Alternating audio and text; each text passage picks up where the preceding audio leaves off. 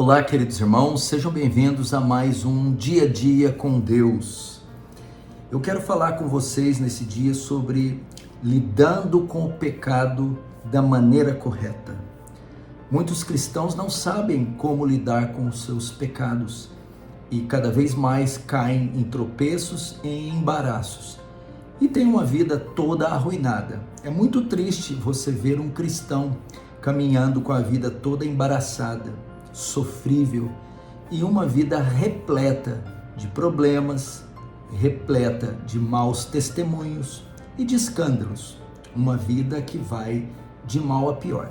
E nós sabemos que a maior causa da ruína de um cristão são os seus pecados. Pecados estes que não há quem não os cometa. A Bíblia diz que todos pecaram. Mesmo após a nossa justificação, após recebermos o Espírito Santo e na nossa santificação, nós ainda, como diz Tiago, tropeçamos em muitas coisas. E o próprio Jesus nos ensinou para orar, para não cair em tentação, prevendo que nós cairíamos. E João também vai nos encorajar quando pecarmos, né? Filhinhos, não pequeis, todavia se pecardes, temos um advogado junto ao Pai, fiel e justo. Então, ele está já prevendo que nós poderíamos pecar. Entretanto, qual deve ser a nossa postura correta diante do pecado? Muitas pessoas, elas se atentam, se preocupam, são mais quebrantadas com as consequências do pecado do que com propriamente o pecado. Você pode ver isso na vida de Caim. Quando ele comete o primeiro homicídio registrado nas Escrituras, um pecado gravíssimo, matando seu irmão Abel, o Senhor vai até o jardim e procura ele, dizendo: onde está o seu irmão? Ele mente e o Senhor depois revela o seu pecado, o seu assassinato. Ele assassina Caim e o Senhor descobre, e o Senhor vai punir Caim, vai lançar uma maldição sobre ele, muito pesada, muito feia. Então, nesse momento, vai haver um quebrantamento em Caim, uma contrição muito grande.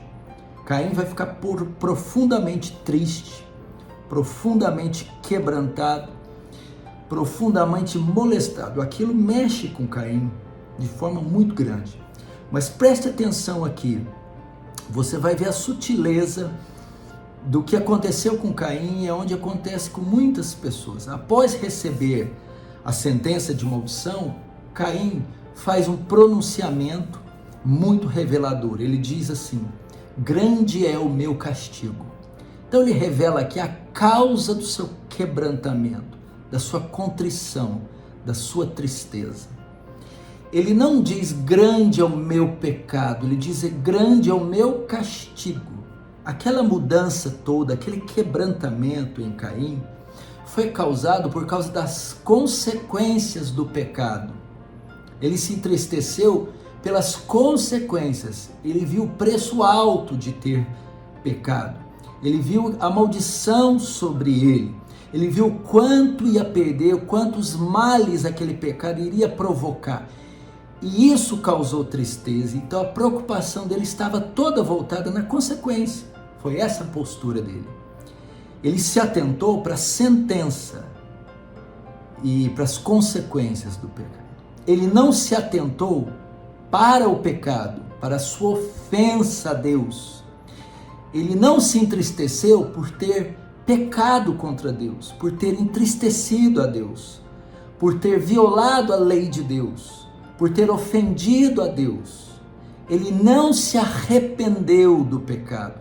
Ele teve remorso, tristeza pela consequência do pecado. Há uma diferença muito grande. E há muitas pessoas e muitos cristãos que têm essa postura errada diante do pecado. Eles se entristecem ou eles se atentam mais para as consequências. Você precisa avaliar no seu coração se muito da sua tristeza, do seu pesar, do seu quebrantamento é em virtude das consequências. Se você tem pagado um preço alto, ou se isso tem te trazido prejuízo, arruinado você, se tem trazido muitos males, e é nisso que você tem se apegado, e o seu coração está voltado para aquilo. Sonde o seu coração e vê se essa tem sido a sua postura. Ou se o seu coração, quando você peca, fica pesado, não pelos prejuízos que você vai receber, mas porque você traiu o seu Senhor, ofendeu sua glória, quebrou o pacto e aliança com Ele. Se sua tristeza é de arrependimento e não de remorso, ao contrário de Caim, que se preocupou com as consequências, nós podemos ver isso no filho pródigo, Lucas capítulo 15, quando ele pede a parte dos seus bens, se afasta do pai e prodigamente, em rebelião, some para uma terra distinta, distante, e gasta tudo vivendo absolutamente. No fim vai morar com os porcos. Ele então se afundou no pecado e na iniquidade. É que então, lá no chiqueiro, a Bíblia diz, caindo em si, ele diz, Pai, eu pequei contra ti. Ele não pôs a culpa no irmão mais velho, ele não pôs a culpa no pai, ele não queixou-se de estar com os porcos, consequência do pecado, tendo perdido tudo.